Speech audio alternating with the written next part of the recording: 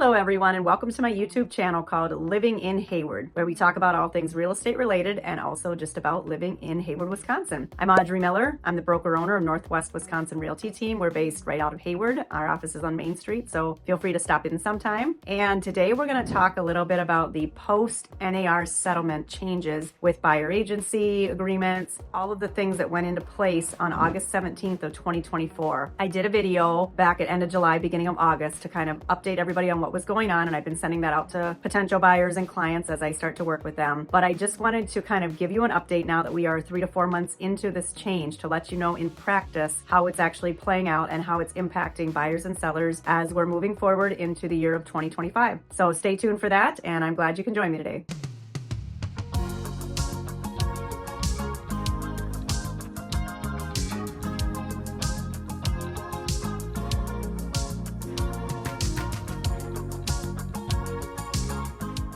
All right, so before I dive into the information for you regarding, the real estate changes and how that's worked in practice, I just wanted to let you know, feel free to reach out anytime if you're looking to buy or sell property in and around the Hayward area. I am one of the top selling agents in all of Sawyer and Washburn County, which is basically the areas that I cover, approximately 45 minutes in any direction from Hayward. And I've lived here for a long time, so I have a lot of knowledge of the area and the real estate market. You can feel free to reach out by text, email, give me a call, leave a comment on my channel here. If you have a subject you'd like me to talk about, you can comment and leave that information or reach out to me. And if it's something I feel like I have the expertise to talk about, then I'll do that. So anyway, there was a lot of confusion around the August 17th changes in real estate. Obviously, as agents, we were keeping up on this, but the general public, a lot of them didn't even know anything about the changes. So as agents, we've had to have a lot of conversations with buyers and sellers regarding this post August 17th. And I'll do a link of my prior video in the comments or the information on this video. So if you haven't seen that one yet and want to go back and watch it in conjunction with this, that one has a lot more explanation of what the changes were and kind of the background on it. This is going to be a little bit shorter video, just kind of summarizing how it's been in practice since the change. But the two major changes that happened as a result of a lawsuit that originated in Missouri, this impacted all real estate agents. It was not our decision. This came from way up above us in the National Association of Realtors, the MLSs that we participate in, etc. So the changes were that we need to now have a written agreement with a buyer prior to showing properties. That's the one that's the most major for buyers. And then the other change is that our buyer agent compensation that we would have received as a buyer's agent is no longer shown in the MLS and is no longer necessarily negotiated with the listing agent and the seller. Essentially, prior to this change, buyer's agents were typically working for whatever percentage or dollar amount that the seller and the listing agent had negotiated. Now, buyer's agents are negotiating with their buyer, signing the written agreement with their buyer prior to showing properties, and then what the listing agent and seller negotiated is not as relevant at that point. And I know this is a lot of real estate agent lingo in here. I'm trying to break it down in terms that make sense to the general public. The agent, I think everybody understands that's the person who's representing either the buyer or the seller. The buyer agency agreement is one of the written agreement options, and basically that means that the buyer would be my client. We've agreed on what my compensation will be, whether the seller is offering compensation or not. So how we're having to go about this as agents, we are reaching out to the listing agent when we're working with a buyer and we're going to go show a property. We will reach out to the listing agent to find out if the seller is expecting to offer compensation, and if so, how much. However, this really doesn't impact what the buyer is going to be paying. What it impacts is maybe how our strategy would be in a competitive situation, because it turns into a numbers game. Let me give you an example. Let's say that I have negotiated X percentage with my buyer and we have a buyer agency sign and I'm starting to show them properties, etc. And then I find out the seller is offering or expecting to offer something that is 0.5% less than what I have negotiated with my buyer. What could happen here is that we will just write into the offer the amount that the buyer has already agreed to pay me, even if it doesn't match what the seller was expecting to pay. Or we can write into the offer what the seller's expecting to pay, and then the buyer would pay me directly for the difference. Or we could increase the offer price to accommodate the compensation that matches what I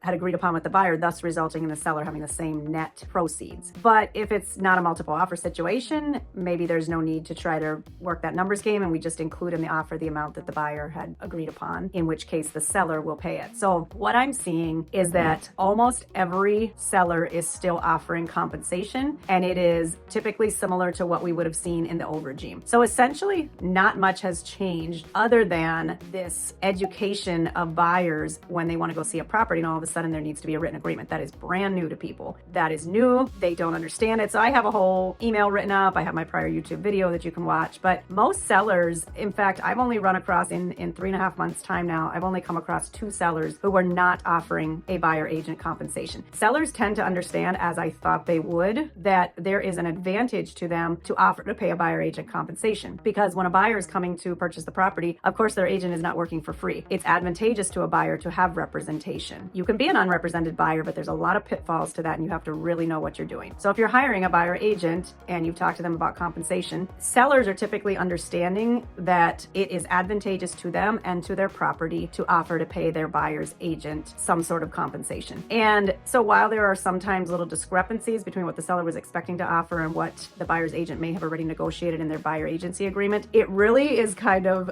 very much of business as usual, and it's turned into largely semantics when it comes to this. Now, I have had a situation where a seller, not my listing, but a seller was offering a certain compensation. My buyer and I had negotiated something that was slightly higher, and they ended up making up the difference and paying me that. In this case, it was around $1,000 extra out of their pocket. But typically what I'm finding is that, the amounts that are being negotiated on the buyer agent side of things and what the sellers are offering are close to matching, or the buyer's agent will simply write it into the offer and the seller will agree to it, or maybe they'll negotiate on price or whatever. But it's caused a little more work on our part in having to reach out to individual listing agents regarding individual properties to see what the seller is anticipating to offer. But overall, really not much has changed. I guess to recap, I'll just say it this way. Sellers are continuing to offer to pay a buyer's agent compensation and are expecting to pay that in 95% of cases. Buyers are having to sign the written agreement, but with the understanding that it's very unlikely that it's going to come out of their pocket. So the thing is, I think I mentioned this in my earlier video, in Wisconsin, we were already disclosing that when a seller pays a certain percentage, part of that is going to the listing firm, part of that is going to the buyer's firm to pay their agent. So this was already disclosed. The whole premise of the lawsuit was built upon something that wasn't even really happening in Wisconsin, but this became a national change. So I think that's the reason why we haven't actually seen a lot change in our area, and the transition has been pretty smooth. I think it is helpful to buyers to have an agent on their side to kind of know what they're expecting to pay that agent, even though the seller will most likely be covering it. I think that it's made some more clear lines with buyers and their agents and some additional loyalty on both sides. And I think for sellers, they were already used to paying a buyer agent compensation, and most sellers didn't have an issue with that. That's what I found. So they're continuing to choose to offer that because they feel it's an advantage to bringing more buyers and those agents who are working with those buyers to their property. So I hope I explained this okay. If you have additional questions or are wondering anything about this, let me know. But again, the first video I did kind of explain the changes, but at that point everything was up in the air as to how this is going to all pan out. Now that we're a few months into the change, I have a lot more information on how this is actually working. So if you have questions or something that I didn't clarify in here or wondering about this, or you've run into a situation since August 17th and have questions about that, feel free to reach out or leave a comment. If you're working with an agent and they're not asking you to sign a written agreement before showing properties, I would say beware. An agent who isn't doing that is breaking the laws and the rules that have been put in place, and they may not be the person that you want on your side paying attention to the details and doing things properly throughout your transaction. So these are just things, food for thought, and across my team we've had similar experiences with how this is working, and we've conferred about it, and people have different approaches to how they've been going about doing their written agreements or the negotiations they've been doing.